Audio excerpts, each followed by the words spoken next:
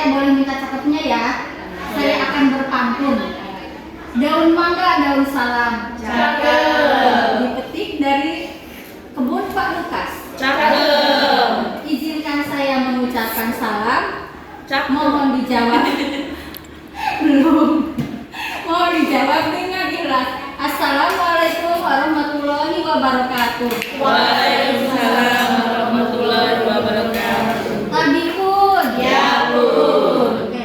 Puji syukur kita panjatkan kehadirat Allah Subhanahu wa taala. Dan saya ucapkan terima kasih Bapak Ibu sudah bergabung di ruangan ini.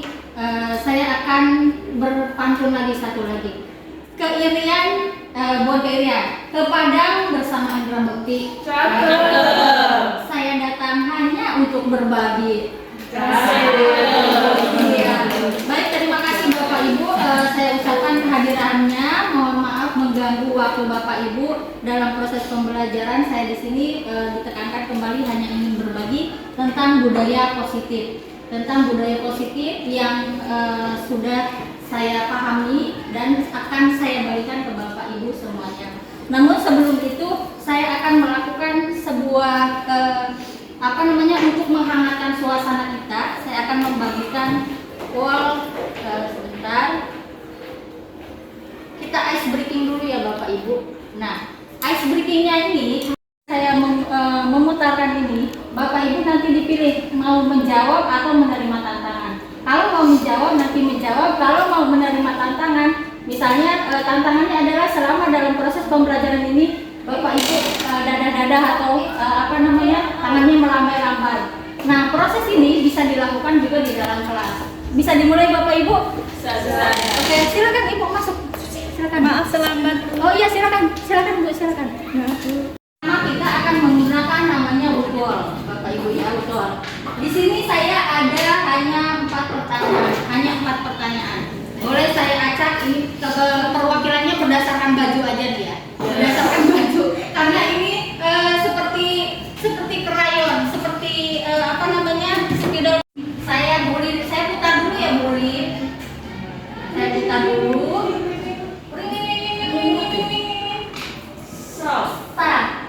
Wah, pertanyaan. Oke, Bulin. Cara mainnya. Cara mainnya, Bulin. Ibu mau menerima tantangan atau mau menjawab? Kalau mau menjawab, ini pertanyaannya. Jelaskan tentang visi sekolah Ibu. Kalau misalnya mau menjawab, silakan dijawab. Kalau menerima tantangan, artinya Ibu, saya akan memberikan tantangan ke Ibu gitu. Silakan, mau dijawab apa tantangan Bu? Tantangan aja lah. Oke, tantangan. Baik, tantangan. Tantangannya selama dalam proses pembelajaran kegiatan kita hari ini apa ya Bu? Sebuah konser dulu kayaknya, nyanyi dulu. Oh iya. Iya. Yang Batak ya tuh yang. Ya ampun. Untuk audiensnya boleh silakan dulu. Maju apa ya? Apanya semangat kita Ibu? Boleh.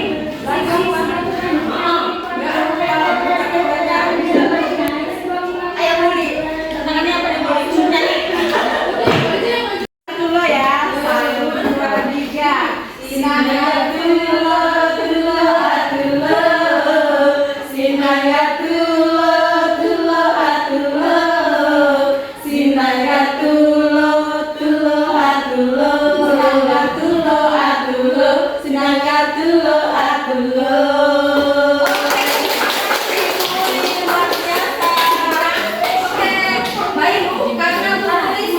Karena sekarang bajunya pramuka. 1, 2, 3.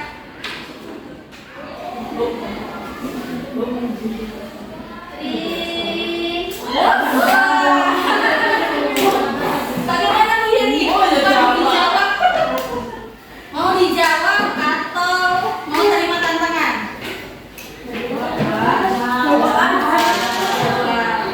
Biar tahu dulu perasaan. Pertanyaannya bagaimana perasaan Ibu hari ini? What do you feel? I feel good. Aku bahagia. So good. So nice. It's so sweet. Sebuah produk atau iklan? Iklan ya, iklan.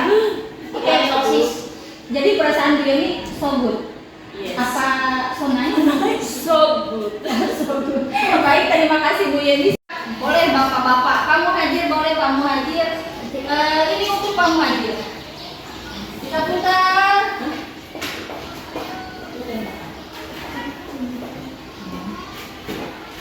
Oh, yang visi sudah ya? Kita hilangkan saja. Kita putar lagi untuk kamu hadir. Satu, dua. Nah, Pak Muhajir, silakan mau dijawab pertanyaan atau terima tantangan. Apa harapan di kelas ideal itu? Jawab tadi. Jawab. Oke, boleh Pak. Apa aja? Bismillahirrahmanirrahim. Kelas ideal seperti jumlah siswa yang tidak terlalu banyak. Contohnya minimal maksimal itu 25. Kemudian dalam proses pembelajaran bisa mengikuti secara keseluruhan. Kemudian utama dengan guru yang betul-betul kompeten. Cukup di sini. Di sini saya akan mencoba berbagi tentang budaya positif.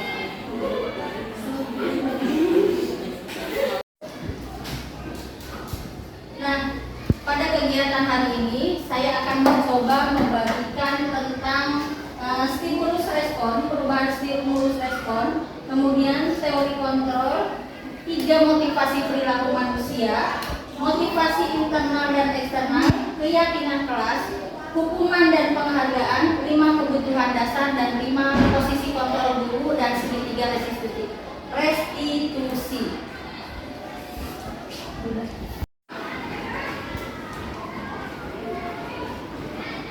Apakah Bapak Ibu setuju dengan pernyataan yang pertama adalah hukuman dapat mendisiplinkan anak? Kemudian yang kedua, memberi hukuman dengan hal positif seperti membaca atau membersihkan halaman sekolah dapat meningkatkan disiplin anak. Kemudian yang ketiga adalah memberikan penghargaan dapat meningkatkan motivasi belajar anak. Tanpa disadari, mungkin kita pernah melakukan ini semua. Mungkin kita pernah melakukan ini semua. Silakan Bapak Ibu, adakah yang ingin berpendapat tentang ketiga pernyataan ini? Oh iya, baik. Saya Bu. Ya, terima kasih Bu Yeni, disilakan. Di sini yang pertama, apakah hukuman dapat mendisiplinkan anak? Saya akan mencoba menjawab ya Bu. Ya. Kalau menurut saya, hukuman ini memang bisa mendisiplinkan anak, tetapi ini hanya sesaat saja saat dia dihukum. Kalau misalnya sudah selesai hukuman, mungkin dia akan kembali lagi ke asalnya lagi, seperti itu. Kemudian nomor 2 juga ya Bu ya. Ya, silakan nomor 2. Pemberian hukuman dengan hal positif seperti membaca atau membersihkan halaman sekolah dapat meningkatkan disiplin sekolah. Kalau menurut saya setuju Bu, karena di sini kan hukumannya itu positif. Mungkin dengan hukuman membaca bisa mendapatkan ilmu pengetahuan, membersihkan itu biasa menjadi rutinitas mereka. Kemudian di sini bisa dikatakan meningkatkan disiplin anak. Kemudian yang ketiga, memberi penghargaan dapat meningkatkan motivasi belajar anak. Ini saya kurang setuju Bu, karena kalau misalnya anak nantinya akan kebiasaan minta penghargaan terus, ya lama-lama nanti tekor gurunya. Baik. Iya, penghargaan di sini, penghargaan itu yang seperti apa? Apa dikasih coklat 1 bol, apa hanya tepuk tangan? Kalau tepuk tangan mungkin saya setuju Bu, karena itu tidak meluruskan gitu. Tapi kalau pulpen, coklat itu saya rasa tidak perlu. Terima kasih. Luar biasa. Untuk selanjutnya, adakah yang ingin berbagi Bapak Ibu terkait dengan 3 pernyataan itu? Mungkin dari Bu Resti yang basicnya bernuansa Kalau yang pertama menurut saya, hukuman dapat mendisiplinkan anak. Jadi ketika anak mempunyai masalah atau contohnya telat, tidak harus dengan hukuman. Bisa kita dengan cara yang lain seperti nomor 2 itu. Kita bisa memberikan hukuman dengan hal positif seperti membaca. Contoh misalnya mereka telat jam pertama kan otomatis tidak membaca Al-Quran. Ya mungkin nanti pas di awal ada tiket membantu mendampingi untuk membaca Al-Quran. Dan yang ketiga, memberi penghargaan. Saya setuju dengan Bu Yeni, karena dengan menjadikan kebiasaan itu anak akan jadi merasa malas ketika mau belajar, nggak ada penghargaan. Udahlah, saya malas. Ketika mau lagi maju, nggak dapat apa-apa, dan malas bosan. Oke, baik, terima kasih Bu Resti. Boleh kasih apa Bu Resti? Terkait dengan pernyataan ini tentang hukuman dan mendisiplinkan anak, ini Bapak Ibu pendapatnya mungkin sama, itu tidak setuju ya Bapak Ibu. Itu merupakan tidak dapat memotivasi belajar siswa karena itu tumbuh dari motivasi yang eksternal, tumbuh dari luar karena dia ya silakan Bu Titi. Nah, terima kasih. Oh ya silakan Bu. Artinya tugas kita adalah bagaimana memotivasi secara internal atau dari dalam. Kalau misalnya penghargaan itu hanya sebuah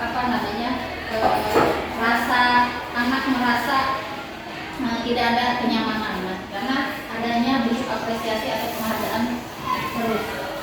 Baik Bapak Ibu, selanjutnya ini ada perubahan paradigma. Saya akan membagikan kertas Bapak Ibu. Saya akan membagikan kertas ke Bapak Ibu.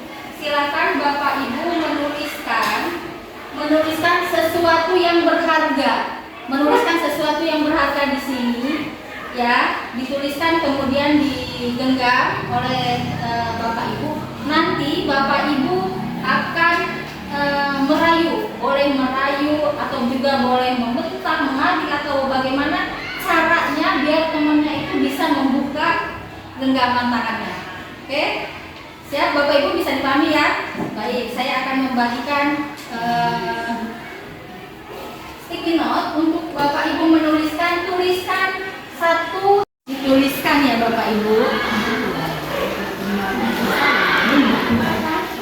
Boleh benda, boleh apapun itu yang berharga, apapun itu yang berharga menurut Bapak Ibu.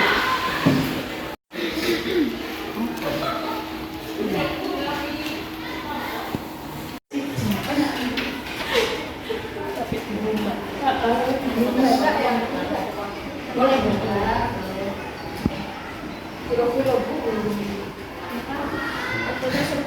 Oke.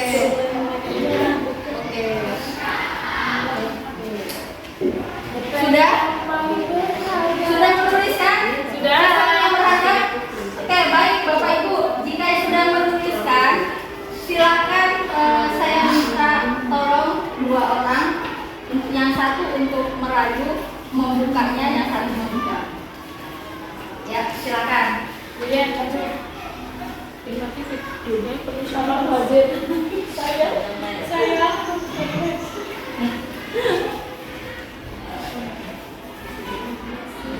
Ayo, Coba kan yang suka merayu, Pak Mazet boleh aja. oh ya, Bu Resti. Sama Bu Lili. Apa yang berdua aja deh? Baik, Bu Resti dengan Bu Uli ini udah menggenggam sesuatu yang berharga di tangan Bu Resti. Silakan Bu Uli untuk merayu, boleh merayu atau melakukan hal boleh membentak atau buka ya. Boleh marah-marah juga boleh Ibu. Bagaimana caranya Ibu untuk berusaha membuka genggaman apa yang digenggam oleh Bu Resti? Silakan Bu. Dengan logat Batak ini gimana ya? Bu Resti gitu. Boleh piro. Ada uang tangan kebuka. Bu Resti, Iya. apa kabar? Baik, alhamdulillah. Hari ini Bu Resti cantik. Sudah menjadi takdiri lagi. Gitu ya, cantik banget. Ngomong-ngomong, Bu Resti, Iya. aduh, ada sesuatu ya yang digenggam ya? Iya Bu, ini ada dua genggaman Dua tangan. ya. Yang digenggam mana ya? Sebelah kanan atau sebelah kiri ya? Iya, mana ya? Mau tahu banget apa mau tahu aja? Banget. Caranya gimana coba biar bisa terbuka itu yang digenggam itu? Ini sangat berharga Bu. Berharga banget ya. Iya, sangat berharga. Sangat berharga ya. Jadi akan tergenggam selamanya. Enggak bisa dibuka kan? Tidak bisa. Enggak bisa diketahui orang Tidak lain bisa. kan? Gimana caranya ya? Bayar. Terus Tidak ada bisa membayar. tidak bisa bayar ya. menggantikan. Lebih sangat berharga ini ya. Sangat berharga. Terus apa dong yang harus saya lakukan biar itu bisa terbuka?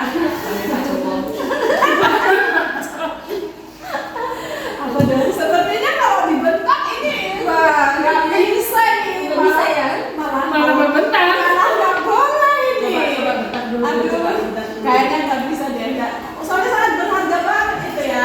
Terus apa dong yang harus saya lakukan biar saya tahu apa itu yang sangat berharga itu. Soalnya saya ini tahu banget ini apa Iya, banget yang ya. sangat berharga dari Bu Resti itu apa gitu. Ini bukan genggamanku ini sangat berharga. Jadi aku beritahu kepada ibu. Bukan berarti aku melepaskan dan merelakannya, tapi Iya. aku akan memberitahu dengan Ingin tahu kerendahan aja. hati. Ingin tahu aja. Caranya gimana? Aku akan lakukan apapun demi mendapatkan. Kan ingin mengetahui saja. Mungkin ada yang boleh saya lakukan dengan senang gitu rendah hati saya akan Dengan kerendahan hati saya bersedia untuk melakukannya untuk ibu. Oke, sekarang ini Bu Resti kira-kira akan membukanya atau tidak? Mau membukanya dengan rayuan dan sebagainya, mau membukanya ini? Rayuannya nggak menggoda sih.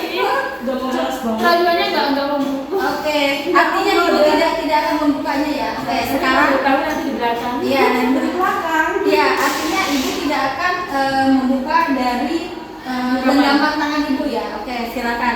Terima kasih Bu Resti. Baru kasih apa?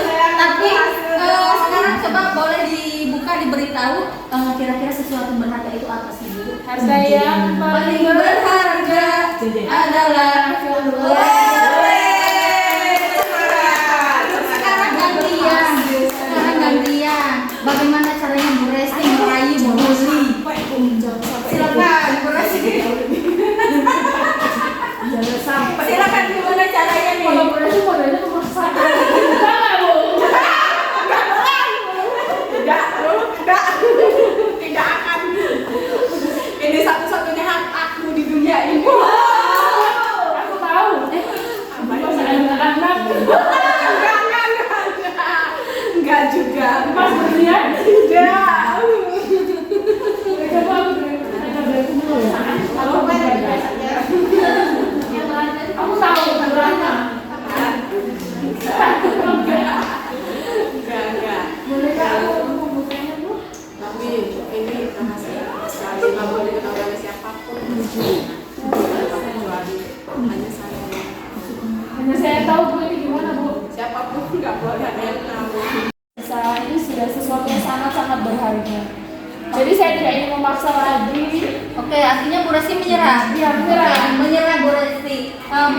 Bu Uli kan tadi tidak akan membukanya ya. Oke, tapi bolehkah kami diberitahu apa sih sesuatu yang berharga menurut Ibu itu? Boleh dengan senang hati Boleh. saya akan bukakan ya. Yang berharga pada saya adalah geng Kebersamaan. Yeay. Oke, terima kasih Bu Uli, terima kasih Bu Resti. Iya. Baik Bapak Ibu, yang kita akan dapatkan dari simulasi tadi, kenapa dari genggaman tadi itu Bu Resti ataupun Bu Uli tidak ingin membukanya. Sebetulnya yang mengontrol untuk membuka dan menutup genggaman itu siapa? Yes, kita sendiri. Jadi sesuatu yang kita kontrol, sesuatu yang dapat kita kontrol adalah diri kita sendiri. Kapan kita akan membukanya, kapan kita akan menutupnya. Jadi tidak terusik oleh rayuan, amarah dan yang sebagainya. Jadi kembali bahwa yang mengontrol diri adalah diri kita sendiri. Oke, baik, terima kasih Bapak Ibu sudah melakukan simulasinya dan stimulus respon. Ini yang mau saya bagikan kepada Bapak Ibu dari simulasi kita tadi menggenggam sesuatu yang berharga. Ini adanya stimulus respon dan adanya teori kontrol. Dari stimulus respon ini kita mencoba mengubah agar berpandangan sama dengan kita. Itu hanya respon. Pandangan kita itu harus sama, tapi nyatanya pandangan kita berbeda. Semua orang memiliki persepsi yang berbeda. Semua orang memiliki pandangan yang berbeda. Itu kalau yang stimulus respon. Kemudian bagaimana dengan kontrol? Kalau kontrol, kita ini berusaha memahami pandangan orang lain tentang dunianya. Jadi kita tidak bisa memaksakan pandangan orang lain terhadap diri kita. Tetapi kita ini harus berusaha memahami pandangan orang lain tentang dunia. Inilah yang disebut dengan teori kontrol. Beda teori kontrol dengan respon. Oke. Untuk selanjutnya, jadi apapun perilaku kita itu pasti memiliki tujuan. Oke. Orang lain bisa mengontrol saya. Ini yang respon, stimulus respon. Tetapi kalau pada teori kontrol, hanya kitalah yang mengontrol diri kita sendiri. Kitalah yang mengontrol diri kita sendiri. Oleh karena itu, apapun yang kita lakukan harus mulai dari diri kita sendiri. Kemudian adanya pemaksaan pada saat bujukan gagal. Tadi yang dilakukan oleh Bu Uli itu dan Bu Resti itu adalah stimulus respon, karena di sana ada paksaan, ada bujukan, itu ada stimulus respon. Nah, yang pada teori kontrol itu harus adanya kolaborasi dan konsensus untuk menciptakan pilihan-pilihan baru. Jadi kita sudah tidak ada lagi namanya pemaksaan, tetapi harus adanya kolaborasi, kerjasama. Ini bagaimana ya kita seperti itu. Model berpikirnya menang atau kalah, win-win, bukan nyari win-win solution ya. Di sini adalah kalau yang stimulus respon, model berpikirnya menang kalah. Tetapi dengan teori kontrol kita model berpikirnya menang-menang, semuanya menang, win-win, semuanya menang. Ini yang membedakan stimulus respon dengan teori kontrol. Baik Bapak Ibu, kita lanjut. Tapi apakah di sekolah kita ini sebetulnya sudah diterapkan disiplin positif? Ya. Kemudian makna dari disiplin adalah belajar mengontrol diri. Disiplin itu belajar mengontrol diri untuk menggali potensi kita agar tercapai tujuan yang mulia sesuai sesuatu yang menjadi seseorang yang kita inginkan berdasarkan nilai-nilai yang kita hargai. Itu artinya disiplin. Jadi disiplin adalah belajar mengontrol diri dengan menggali potensi kita untuk mencapai tujuan yang diinginkan berdasarkan nilai-nilai yang kita hargai. Nilai-nilai yang kita hargai kan banyak. Nanti kita akan pelajari tentang nilai-nilai kebajikan. Nah, untuk selanjutnya tadi terkait dengan disiplin itu adalah adanya nilai-nilai kebajikan. Nilai-nilai kebajikan ini adalah sifatnya positif. Manusia yang merupakan tujuan mulia yang ingin dicapai setiap individu dengan mengaitkan nilai-nilai kebajikan yang diyakini oleh seseorang, maka motivasi intrinsik akan tumbuh atau terbangun. Motivasi di dalam diri kita dan di dalam diri anak itu akan tumbuh dengan sendirinya jika kita menerapkan nilai-nilai atau sifat-sifat positif terhadap peserta didik atau diri kita sendiri. Kemudian sehingga menggerakkan motivasi dari dalam untuk dapat mencapai tujuan mulia yang diinginkan. Ini menurut dosen. Jadi ini merupakan salah satu tugas kita bagaimana menumbuhkan motivasi intrinsik di dalam diri kita sendiri dan peserta didik. Ada nilai-nilai kebajikan yang ingin dicapai oleh setiap anak Indonesia yang dikenal dengan pada saat ini adalah profil pelajar Pancasila. Nah, ini adalah nilai-nilai kebajikan yang beriman dan bertakwa kepada Tuhan Yang Maha Esa, kemudian berakhlak mulia, mandiri, bernalar kritis, berkebinekaan global, bergotong royong dan kreatif. Ini artinya untuk pendidikan kita saat ini dengan kurikulum merdeka, dengan pendidikan profil pelajar Pancasila, mudah-mudahan nilai-nilai kebajikan ini akan tumbuh dari dalam untuk peserta didik.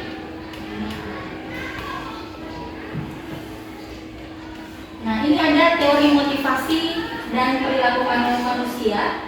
Yang pertama, motivasi perilaku manusia itu adanya ini Bapak Ibu. Kadang-kadang untuk menghindari ketidaknyamanan atau hukuman. Apa yang akan terjadi apabila saya tidak melakukannya? Kadang-kadang kita suka nggak enakan. Ya, kadang-kadang peserta didik itu mengumpulkan tugas hanya sekedar mengumpulkan tugas, misalnya membawa sesuatu itu hanya untuk menggugurkan saja gitu. Orang menghindari dari ketidaknyamanan atau hukuman. Misalnya besok kita akan praktikum, silakan membawa alat dan bahannya. Tetapi anak itu membawa, tapi ada rasanya itu hanya untuk menghindari hukuman. Karena kalau misalnya tidak bawa, wah takut kena hukuman dan lain sebagainya. Ini adalah motivasi eksternal, artinya motivasi yang dari luar. Kemudian untuk mendapatkan imbalan dari orang lain atau institusi, apa yang akan saya dapatkan apabila saya melakukannya? Ini Bapak Ibu, kadang-kadang kita melakukan sesuatu ingin mendapatkan imbalan dari orang lain atau institusi. Ini yang kita tidak harapkan ya, yang tumbuh kepada anak-anak itu, ini yang tidak kita harapkan. Kemudian ini yang akan kita tujuan utamanya adalah ini, untuk menghargai diri sendiri. Jadi saya akan menjadi orang yang seperti apa bila saya melakukannya. Inilah yang termasuk dalam motivasi internal atau tujuan disiplin yang dari dalam. Kita berusaha untuk menumbuhkan motivasi internal pada peserta didik. Di sini ada hukuman ya Bapak Ibu. Tanpa kita sadari, kita pernah melakukan itu, pernah melakukan hukuman ya. Seperti yang datang terlambat membersihkan kamar mandi atau dan lain sebagainya, ternyata ini sebuah hukuman dan itu bukan motivasi yang baik. Artinya kita tidak memberikan hukuman karena mereka hanya takut akan hukuman, hanya motivasi yang dari luar yang tumbuh. Untuk selanjutnya restitusi Bapak Ibu, restitusi ini adalah proses menciptakan kondisi bagi murid untuk memperbaiki kesalahan mereka. Kemudian sehingga mereka bisa kembali kepada kelompok mereka dengan karakter yang lebih kuat. Restitusi juga merupakan proses kolaboratif yang mengajarkan murid untuk mencari solusi untuk masalah mereka dan membantu murid berpikir tentang orang seperti apa yang mereka ada menjadi tujuan mulia dan bagaimana mereka harus melakukan orang lain. Jadi namanya segitiga restitusi. Mungkin kalau di bimbingan konseling sering melakukannya ya Pak Muhajir, Bu Amri, Bu Rizka. Apa saja tahapannya ini? Nah, ada 9 ciri restitusi Bapak Ibu. Yang pertama adalah bukan untuk menebus kesalahan, namun untuk belajar dari kesalahan, perbaiki hubungan. Yang ketiga adalah tawaran ya, bukan paksaan. Kemudian adalah restitusi menuntun untuk melihat ke dalam diri. Kemudian mencari kebutuhan dasar yang mendasari tindakan. Kemudian restitusi diri adalah cara yang paling baik. Berfokus pada karakter bukan tindakan. Kemudian restitusi ini adalah fokus pada solusi, bukan fokus pada masalah, tetapi kita berfokus pada solusinya. Kemudian yang terakhir adalah mengembalikan murid yang berbuat salah pada kelompoknya. Ini 9 ciri restitusi. Nah Bapak Ibu, untuk menumbuhkan motivasi intrinsik, ini motivasi intrinsik ataupun budaya positif, salah satunya kita akan melakukan ini terlebih dahulu. Keyakinan kelas Bapak Ibu. Ini bukan kebetulan ya, ini kan tahun ajaran baru. Bapak Ibu walaupun misalnya bukan wali kelas, boleh menyarankan di kelasnya untuk membuat kesepakatan ataupun keyakinan kelas. Aman, tertib dan lain sebagainya. Karena kesepakatan itu kita berkolaborasi dengan peserta didik. Jadi kita ajak anak-anak itu untuk membuat kesepakatan kelas, kemudian dijadikan keyakinan kelas. Apa saja keyakinan itu? Ini untuk mendukung motivasi intrinsik, kembali ke nilai-nilai keyakinan yang lebih menggerakkan seseorang dibandingkan mengikuti serangkaian peraturan-peraturan. Jadi kalau dulu mungkin kita sering menulisnya peraturan kelas yang tidak membuang sampah, kemudian tidak berisik dan tidak mencoret-coret tembok dan sebagainya, itu peraturan kelas. Nah sekarang boleh pendapatnya Bapak Ibu, mengapa yang kita pilih itu keyakinan bukan peraturan? Itu pertanyaannya. Baik, Bu Wira silakan pendapatnya, mengapa kita memilih keyakinan dibandingkan dengan peraturan? Saya mencoba menjawab ya Bu Mut. kenapa kita memilih keyakinan kelas bukan peraturan. Kalau peraturan itu sepertinya lebih ke satu pihak yang memutuskan. Misalnya sekolah itu punya peraturan tidak boleh terlambat, harus sepatu hitam dan sebagainya. Artinya tidak ada diskusi dulu gitu untuk menentukan suatu kebijakan. Sementara kalau keyakinan ini semua terlibat. Jadi siswa ikut terlibat, mungkin kalau memang harus melibatkan wali murid mungkin, guru BK, wali kelasnya. Jadi keyakinan kelas ini dibuat memang berdasarkan dari individu-individu yang ada agar nanti terciptalah suasana yang diinginkan gitu, sesuai dengan harapan individu-individu yang ada di kelompok tersebut. Seperti itu, Bu. Waktunya Bapak Ibu luar biasa. Izin berbagi, bertanya, apakah Bapak Ibu sudah mencoba menerapkan atau membuat keyakinan kelas? Sudah. Keyakinan seperti apa Bu Resti yang diterapkan, yang disepakati? Kalau di kelas saya, khususnya di 9I, kemarin sudah saya terapkan untuk keyakinan kelas. Yang pertama contohnya, datang tepat waktu 7.15 sudah ada di sekolah. Dan bagi yang piket jam 6.30 itu sudah wajib di sekolah dan membersihkan kelasnya. Yang kedua, baju wajib rapih saat berada di lingkungan sekolah. Yang ketiga, mematuhi ini tata tertib yang berlaku di sekolah. Banyak Bu, ada 12. Ya, itu contoh 3 contoh saja yang saya sampaikan. Baik, terima kasih Bu Resti sudah menerapkan keyakinan kelas. Untuk Menjaga Bu, kebersihan kelas. menjaga kebersihan kelas. Untuk Bu Rita sudah membuat. Baik, selanjutnya adakah Bapak Ibu yang belum mencoba membuat kesepakatan atau keyakinan kelas? Belum ya Bu. Oke, baik. Bapak Ibu, saya akan membagikan lagi. Keyakinan kelas itu seperti apa? Terlebih dahulu kita harus bisa membedakan antara peraturan dan keyakinan. Kita akan mencoba membedakan antara peraturan dan keyakinan. Ini, kalau peraturan itu kalimatnya selalu kembalikan buku ke tempatnya. Kalau keyakinan kelas, ini harus adanya tumbuh rasa tanggung jawab. Jadi boleh keyakinan kelas itu siswa bertanggung jawab. Itu keyakinan kelas. Jadi hal-hal positif. Kalau peraturan itu misalnya dalam bentuk kata negatif, kalau keyakinan itu kata-katanya yang positif. Misalnya tadi selalu kembalikan buku ke tempatnya. Kalau keyakinan kelas boleh kita tambahkan peserta bertanggung jawab, peserta didik bertanggung jawab. Kemudian ini dilarang mengganggu orang lain. Nah, dilarang mengganggu orang lain dengan keyakinan kelas ini bagaimana kita bisa menghormati orang lain. Kemudian hadir, nah Bu Resti, hadir di sekolah 15 menit sebelum pembelajaran dimulai. Kalau peraturan kelas ini seperti ini, tapi kalau keyakinan kelas ini kita akan menghormati orang lain dan berkomitmen. Karena dengan siswa terlambat otomatis akan mengganggu aktivitas belajar yang lainnya. Kemudian dilarang melakukan kekerasan. Nah, ini berarti kalau keyakinan kelasnya adalah keselamatan dan menghormati orang lain. Kemudian dilarang menggunakan, wah ini udah terlalu ya. Misalnya dilarang membuli. Nah, ini berarti di sini boleh menghormati. Kemudian bergantian atau menunggu giliran, di sini dengan keyakinan kelasnya adalah bersabar, menghormati orang lain.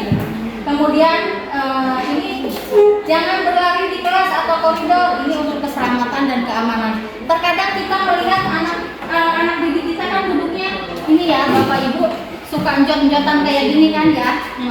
Nah suka ya kursinya suka dikebelakangin seperti ini.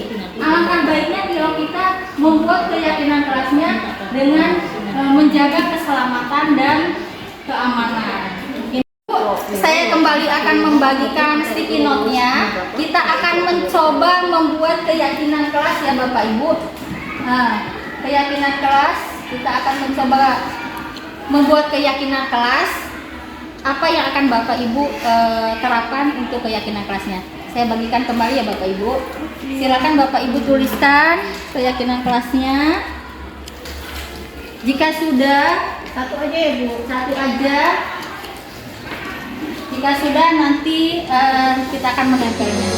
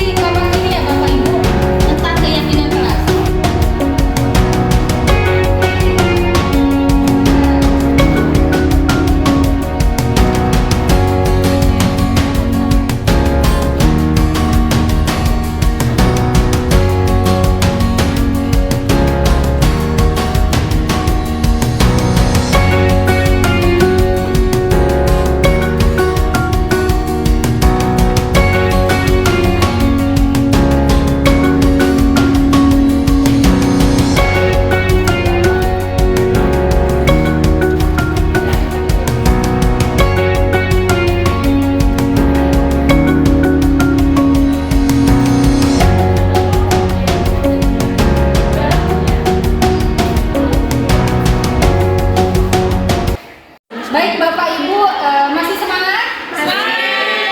Biar lebih semangat, bagaimana kalau kita melakukan ice breaking Bapak Ibu? Siap. Saya minta Bapak Ibu untuk berdiri, kita melakukan ice breaking terlebih dahulu. Siap. Saya putarkan Bapak Ibu.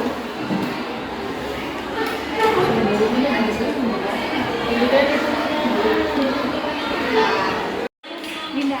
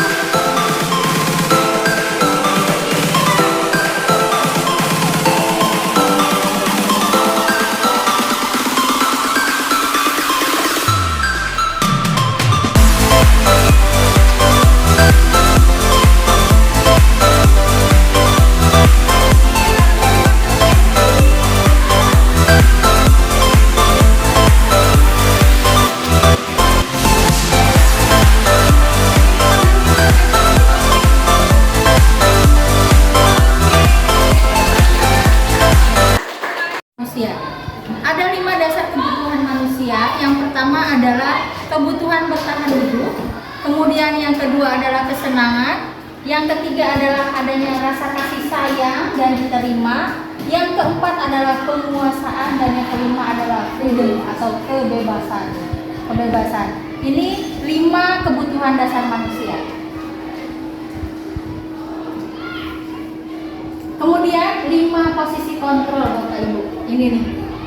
5 posisi kontrol ini ada yang pertama sebagai penghukum. Kedua adalah pembuat orang merasa bersalah. Yang ketiga adalah teman. Yang keempat adalah pemantau. Yang kelima adalah yang terakhir adalah manajer. Jadi selama ini saya pribadi sering melakukan posisi kontrol sebagai penghukum dan pembuat orang merasa bersalah. Itu dulu sebelum saya memahami konsep tentang 5 posisi kontrol. Nah, posisi kontrol yang seperti apa yang kita harapkan, yang memang peran kita sebagai pendidik adalah sebagai manajer. Dari 5 posisi kontrol, tidak dipungkiri saya pribadi pernah melakukan sebagai penghukum, pembuat orang merasa bersalah. Itu sebelum memahami tentang 5 posisi kontrol. Namun sekarang kita berusaha, atau saya pribadi dan Bapak Ibu semua diharapkan berusaha untuk memposisikan diri sebagai manajer. Itulah posisi kontrol yang terbaik. Dari kelima ini adalah memposisikan kontrol kita sebagai manajer. Jadi sudah tidak ada lagi penghukum, pembuat rasa bersalah, tapi kita memposisikan diri kita sebagai manajer. Bu Amri ini sepertinya tadi semangat tentang 5 posisi kontrol ini ya Bu. Gimana Bu? Adakah yang mau diceritakan Bu tentang 5 posisi kontrol ini? Ada penghukum, pembuat rasa bersalah, ditinjau atau dari pandangan Ibu seperti apa Bu sebetulnya? Siap. Selama ini memang saya perhatikan, ya ini maaf sebelumnya, ada ya beberapa guru sering banget memojokkan anak. Nah, saya pribadi nggak terima sebenarnya, cuma saya mengimbangi. Misalkan terjadi permasalahan di kelas pada jam tertentu, kemudian saya ke PK, kemudian di sini ada penekanan, nah saya tuh di sini ini kurang pas gitu, cuma ya saya mengimbangin aja gimana, kemudian terus terjadi panggilan orang tua dan sebagainya, kemudian terjadi pemecahan masalah lah. Nah setelah itu selesai, udah ada kesepakatan antara guru, orang tua dan anak, kemudian selesai dengan permasalahan itu udah damai. Setelah selesai itu semua, kemudian guru itu udah keluar, kami sebagai guru BK, kami memberi penguatan kepada orang tua dan anak berkaitan dengan bimbingan itu. Iya, kami juga nggak akan menjatuhkan guru, itu nggak akan. Semua itu benar, cuma untuk proses BK itu beda gitu loh prosesnya. Jadi kita memberikan penguatan, supaya anak itu nggak merasa tertekan gitu loh. Apa yang sudah dia lakukan, bahwa itu memang sebenarnya dia melakukan kesalahan, tapi dengan kesalahan itu dia sudah mengakui. Kami kasih bimbingan supaya dia itu nggak ada rasa, setelah selesai dari itu nggak ada rasa merasa bersalah banget gitu. Jadi dia keluar dari ruangan BK itu dia merasa nyaman, tapi dia sudah komitmen tidak akan melakukan kesalahan lagi. Oh, baik, terima kasih Bu Amri. Boleh kasih aplausnya Bapak Ibu sudah berbagi. Saya boleh minta pendapatnya Pak Dimas nih, karena Pak Dimas biasanya guru olahraga nih. Kita sama-sama tahu nih guru olahraga nih. Baik Pak Dimas, dari 5 posisi kontrol ini Pak Dimas pernah di posisi yang mana Pak Dimas? Oke.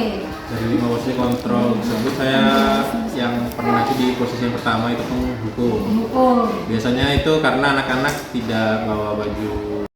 Dari posisi kontrol yang di depan, yang pernah saya alami yaitu pada nomor 1 yaitu penghukum, dikarenakan siswa terkadang pada saat pelajaran olahraga tidak membawa baju olahraga. Maka dari itu sering mendapatkan hukuman. Nah biasanya hukumannya seperti apa Pak? Apa anak suruh lari kalau tidak mau bawa baju olahraga atau gimana Pak? Biasanya seperti apa? Biasanya ya saya suruh lari yang pertama, kedua tetap mengikuti pelajaran tapi tidak mengikuti kegiatannya. Jadi hanya menonton di pinggir lapangan agar anak tetap mengerti dan paham tentang pelajaran yang dilakukan pada hari tersebut. Oke, terima kasih Pak Dimas sudah berbagi. Pernah memposisikan sebagai penghukum ya. Sekarang posisi mana yang akan Bapak tuju? Setelah memahami penghukum, pembuat orang bersalah, teman, pemantau, posisi yang akan Bapak harapkan ini posisi yang ke posisi manajer. Manajer, oke, manajer. Terima kasih Pak Dimas sudah berbagi. Bapak Ibu sudah berbagi pengalaman terkait dengan 5 posisi kontrol, baik itu penghukum, pembuat rasa bersalah, teman, kemudian pemantau, dan manajer. Sekarang kita akan coba membahas tentang segitiga restitusi Bapak Ibu. Ketika anak melakukan kesalahan, agar kembali ke sisi positifnya, apa yang harus kita lakukan? Ada 3 tahapan Bapak Ibu. Yang pertama adalah menanyakan stabilitas identitas. Artinya di sini misalnya ketika anak melakukan kesalahan, kita berpendapat setiap orang pasti pernah melakukan kesalahan. Ibu juga pernah melakukan kesalahan.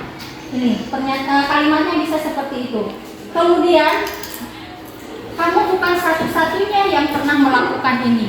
Ini adalah kalimat dari menstabilkan identitas. Tahapan yang pertama. Tahapan yang kedua adalah validasi kebutuhan. Dari validasi kebutuhan ini, pertanyaannya atau kalimat yang kita ungkapkan ke anak bisa seperti ini. Kamu tentu punya alasan mengapa melakukan itu. Kemudian, adakah cara yang lebih efektif untuk mendapatkan apa yang kamu butuhkan? Kemudian, yang ketiga adalah menanyakan keyakinan.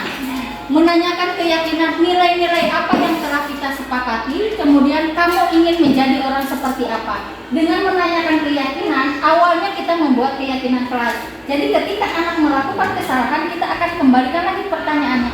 Apakah kamu tahu keyakinan yang pernah kita sepakati? Nah, seperti itu Bapak Ibu. Nanti inilah tahapan segitiga restitusi. Yang pertama adalah menstabilkan identitas, yang kedua adalah validasi kebutuhan, dan yang ketiga adalah menanyakan keyakinan. Jadi ketika anak ada masalah atau suatu kasus, kita menggunakan tahapan segitiga restitusi seperti itu.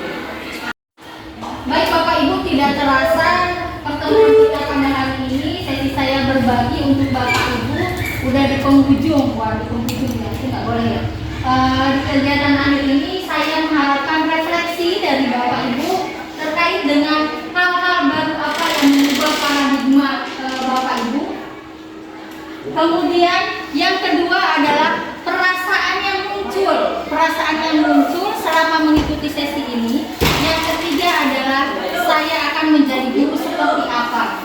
Itu refleksi yang akan Bapak Ibu lakukan. Di sesi terakhir ini kita akan melakukan refleksi ya Bapak Ibu terkait dengan 3 pertanyaan ini. Hal baru apa yang Bapak Ibu dapatkan setelah mengikuti kegiatan ini? Perasaan apa yang Bapak Ibu dapatkan? Kemudian Bapak Ibu nanti akan menjadi guru atau pendidik yang seperti apa? Saya harapkan refleksi dari Bapak Ibu. Disilakan Bapak Ibu untuk melakukan refleksinya. Baik, di sini saya akan melakukan refleksi. Yang pertama, hal baru apa yang mengubah paradigma saya yang saya dapatkan setelah mengikuti sesi ini? Banyak sekali hal yang saya dapatkan pada kesempatan ini dari Ibu Mutmainah. Salah satunya yaitu tentang budaya positif, kemudian segitiga restitusi itu yang sering sekali terjadi di kelas, kemudian dan masih banyak sekali hal-hal baru yang saya dapatkan dalam kegiatan ini. Kemudian perasaan apa yang muncul selama mengikuti sesi ini, khususnya mengenai makna disiplin dan motivasi intrinsik.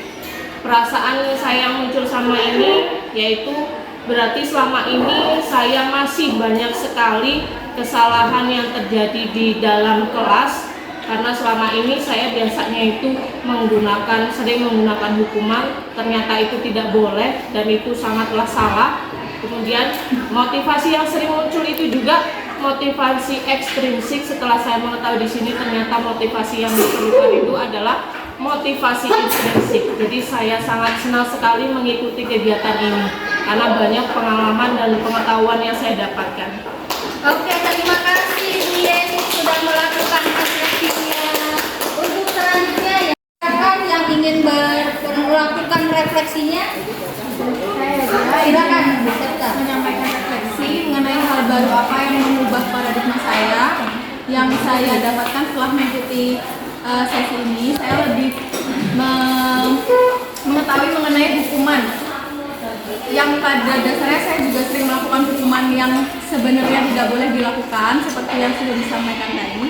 Saya lebih mengerti mengenai hal-hal positif, kata-kata positif juga yang anak-anak harus tahu dan lakukan seperti hal positif yang tadi mengenai keyakinan kelas ya, dan menurut saya itu. Terus perasaan apa yang muncul mengikuti sesi ini khususnya mengenai makna disiplin dan motivasi intrinsik, dan benar tadi menurut Bu Yeni bahwa anak-anak itu lebih seringnya dapat motivasi ekstrinsik yang dari luar.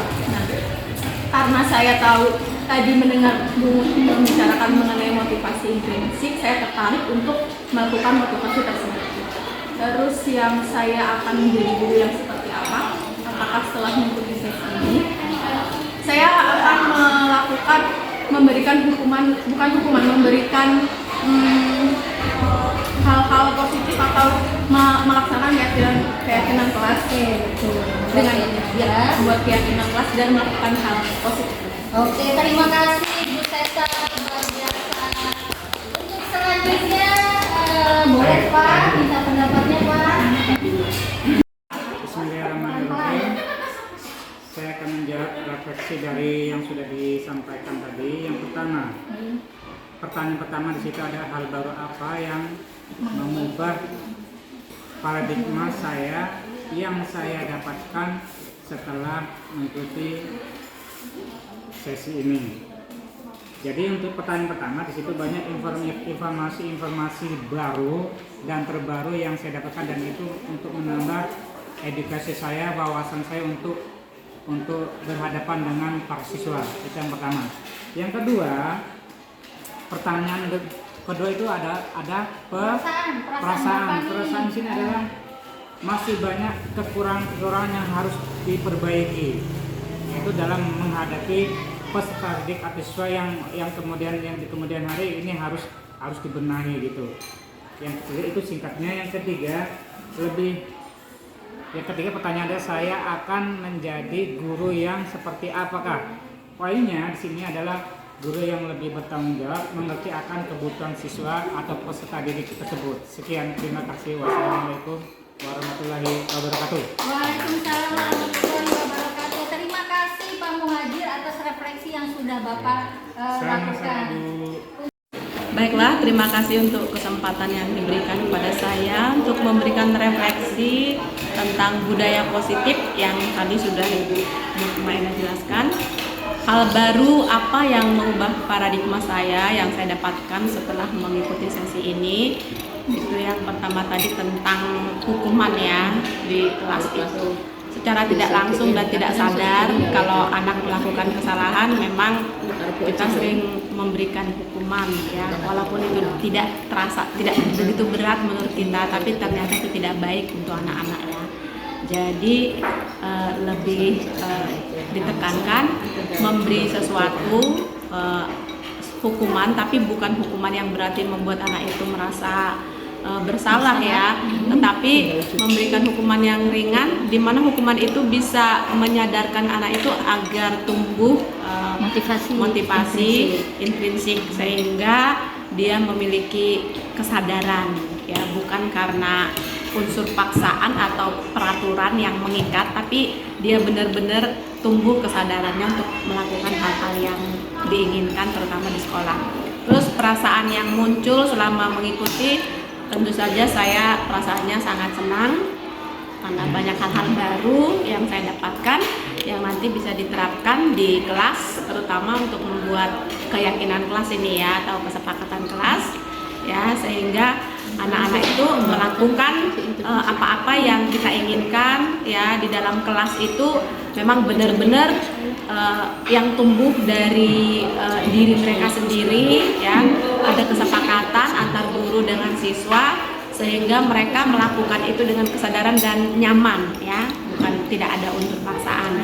Terus yang menjadi saya akan menjadi guru seperti ya, saya akan menerapkan mulai apa tadi yang saya dapatkan ya, saya akan coba terapkan di kelas dengan semangat tentunya, dan terima kasih untuk Wah, luar biasa Bu Uli, semangat ya, terima kasih banyak Bu Uli. Baik, untuk selanjutnya yang berkenan melakukan refleksi, silakan. Saya Bu, Boleh Bu Rita. Iya Bu, setelah mengikuti tentang budaya positif, lebih banyak belajar lagi, dapat ilmu banyak lagi Bu. Jadi salah satunya tentang keyakinan kelas tadi Bu. Jadi tidak membuat peraturan yang dari guru saja, tetapi mengajak anak untuk ikut serta membuat keyakinan di kelas. Jadi nanti yang saya lakukan kemarin-kemarin yang salah bisa diperbaiki seperti itu. Oke, terima kasih banyak Bu Rita. Mulai dari nol ya. Iya, mulai dari diri. mulai dari nol. Oke, untuk selanjutnya Ibu boleh melakukan refleksi. Baiklah, saya akan memberikan refleksi setelah mendapat berbagi dari Bu Mutia.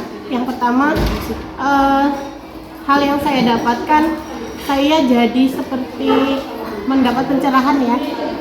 Yang selama ini berpikir bahwa ternyata yang kita lakukan itu banyak yang salah dan banyak yang keliru. Kita memperlakukan siswa itu sepertinya di bawah kita, ternyata seharusnya tidak seperti itu. Kemudian hal yang baru lagi seperti membuat keyakinan kelas, kayaknya akan saya coba nanti di dalam kelas karena ini kebetulan masih awal pelajarannya, awal semester pertama. Setelah itu yang kedua apa tuh Bu?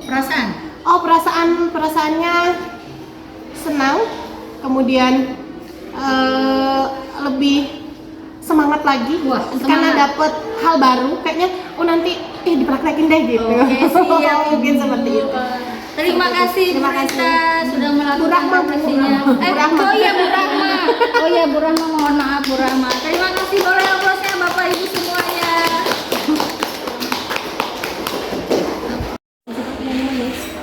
Baik Bapak Ibu, terima kasih banyak saya ucapkan atas kehadiran Bapak Ibu semua. Saya di sini sudah mencoba berbagi kepada Bapak Ibu dari hal yang sedikit ya Bapak Ibu. Mudah-mudahan kita ke depan bisa menerapkannya dalam proses pembelajaran atau pada diri kita sendiri. Kemudian bersama Bekasi, di jalan minum jus alpukat. Sekian dan terima kasih. Semoga bermanfaat.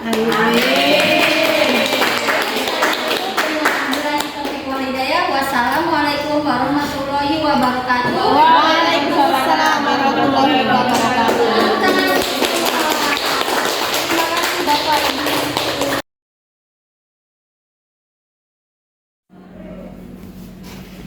Assalamualaikum Bu. Waalaikumsalam. Silakan masuk Radit. Duduk di Udah pulang sekolah Dit? Udah pulang sekolah kan? Udah. Iya. Maaf ya Radit, Ibu panggil ke sini. Apa kabar Radit? Sehat? Sehat. Sehat ya, alhamdulillah. Oh iya Radit, enggak kenapa panggil Ibu ke sini? Nggak tahu Bu. Nggak tahu. Iya. Jadi begini di ceritanya. Ibu dapat laporan dari guru piket kalau Radit itu sering terlambat. Ya, bagaimana caranya yang jelas ini. Gimana? Betul apa enggak? Itu Riko itu tuh kalau Nah, benar-benar keluar ya menurut ingatan Radit ini kita hapus dari masuk kelas itu terlambat kayak kamu sudah berapa lama? Sepertinya 3 kali ya. 3 kali. Biasanya nggak pernah terlambat. Biasanya tidak. Biasanya tidak pernah terlambat ya. Oke.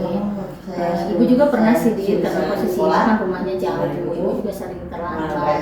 Jadi itu kita melakukan kesalahan itu Ibu juga pernah melakukan kesalahan. Itu manusiawi. Kalaupun Radit misalnya melakukan kesalahan dengan menurut anak datang terlambat itu kesalahan juga. Kesalahan Bu. Ibu nggak bisa seperti ini karena posisinya itu Riko itu kemarin bilangnya mau pindah, sekarang karena nggak mau sekolah. Oh iya. Tidur kembali setelah sholat subuh. Tidak kembali setelah setelah itu ada aktivitas apa lagi? Apalagi masih kira-kira ibunya. Ternaknya Ini nggak bisa pakai kira-kira, karena sekolah negeri soalnya. Makan dong ayamnya. Lumayan. Terus dibawa kemana ayamnya?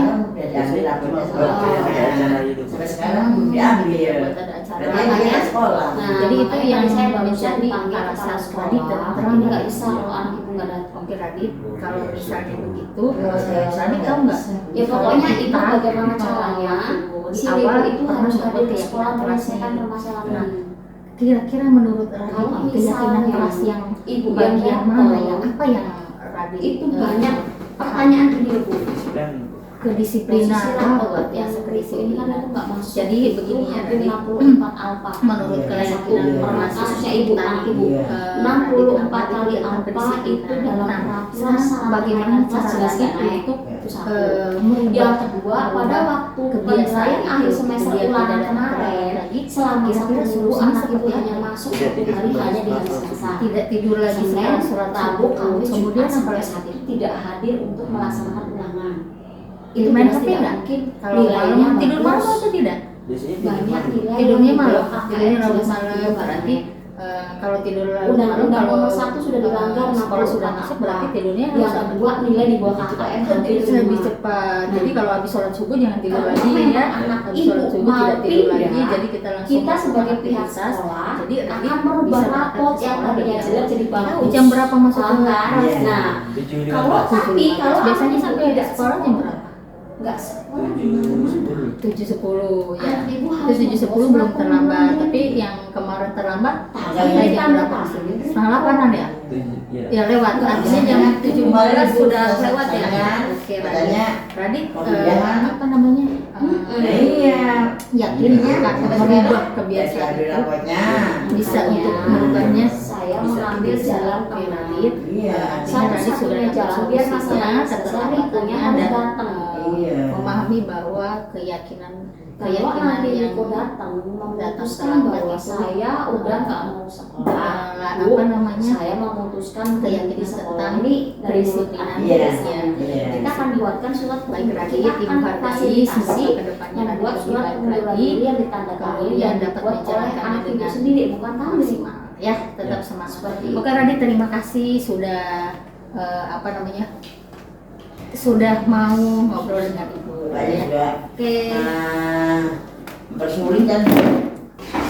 Assalamualaikum warahmatullahi wabarakatuh. Nama saya Aditya Suryadinata dari kelas 8G. Saya merasa senang dan lega setelah berdiskusi dengan Bu Mutmainah terkait dengan kesalahan saya dan saya dapat mencari solusi dari masalah saya.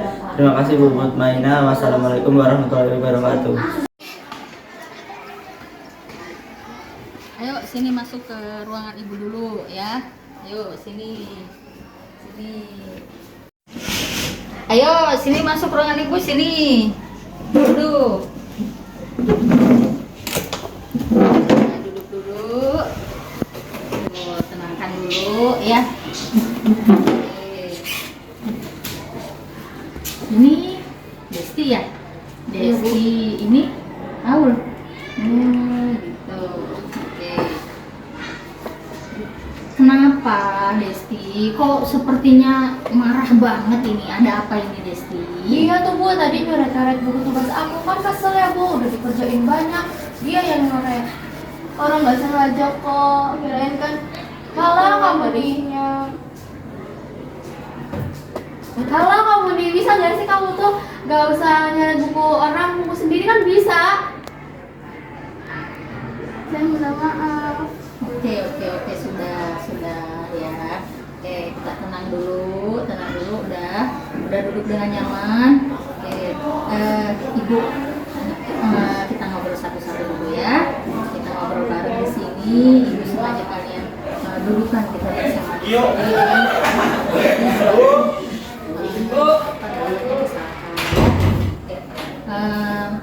Dengan Desti dan Aulia ya. Tadi Desti ini tadi marah. Kenapa? Ibu boleh ngobrol dengan Desti dulu ya. Kenapa Desti? Ya itulah Bu, tadi dia nyoret buku tugas aku, padahal kan udah dikerjain ya Bu. Dan dia yang seenaknya aja Bu. Oh gitu ya. Jadi kalau misalnya posisi Ibu jadi Desti, Ibu juga pasti akan marah kalau misalnya buku tugasnya sudah sudah kita kerjain, kemudian dicoret-coret. Tapi kita tanyakan dulu ya, kenapa kira-kira nih, alasannya apa Aulia mencoret bukunya Desti? Gimana Aulia? Ceritanya gimana? Ceritain. Nah ini tuh main-main loh Bu, kirain itu nggak ada isinya, kayak udah habis gitu. Ternyata masih ada isinya. Oh gitu. Jadi kamu coret-coret Alah, buku. alasan aja kamu nih. Nah, jadi kamu coret-coret buku Desti gini-gini gitu ya. Oh, ternyata tintanya masih ada. Gitu. Nah, sekarang tadi kan Desti sudah menjelaskan alasannya. Kalau alasan Desti marah, kenapa tadi? Gara-gara bukunya dicoret-coret sama aku. Karena bukunya dicoret sama Aul. Oke, sekarang nih Desti melakukan apa ke Aul? Ya tadi aku marahin aja, terus aku omong-omongin sama aku bentak-bentak. Oh iya, jadi Desti itu tidak melakukan hal yang lebih ya dari membentak dan ngebilangin tadi ya. Desti tidak memukul kan? Tidak. Oke, itu Desti tidak memukul Aul itu luar biasa. Jadi hanya membentak aja tadi, hanya marah-marah dan kesal gitu ya.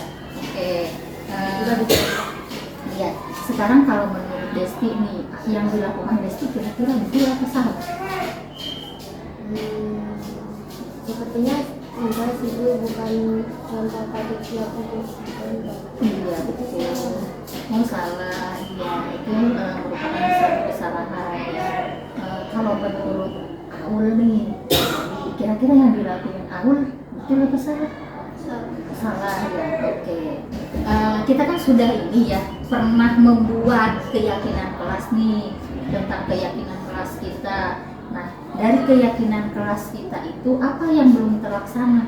Keyakinan apa yang kira-kira yang terlanggar, yang tidak terlaksana di keyakinan kelas itu yang mana, Desti? Saling menghormati. Kalau Aulia, keyakinan yang mana? Saling menghormati, saling menghargai, ya gitu ya. Oke, mau Ibu bantu kalian untuk mencari solusinya? Ya, kita cari solusinya bareng-bareng ya. Terkait dengan masalah tadi, Aulia katanya tidak sengaja mencoret buku.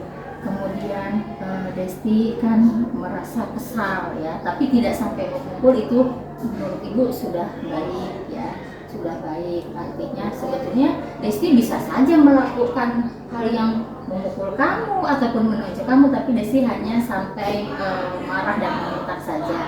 Ini kira-kira Desti untuk memperbaiki nih, untuk keduanya, untuk memperbaiki kesalahannya ini harusnya seperti apa?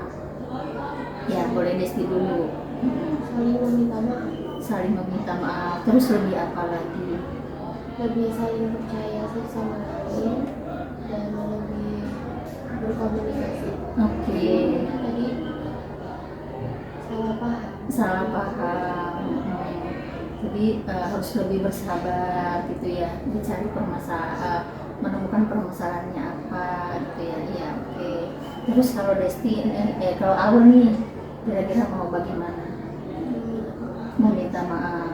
Baik, kalau kalian dengan meminta maaf, artinya harus saling, yang pertama adalah kita harus saling menghormati, harus saling menghargai, kemudian saling menjaga ya.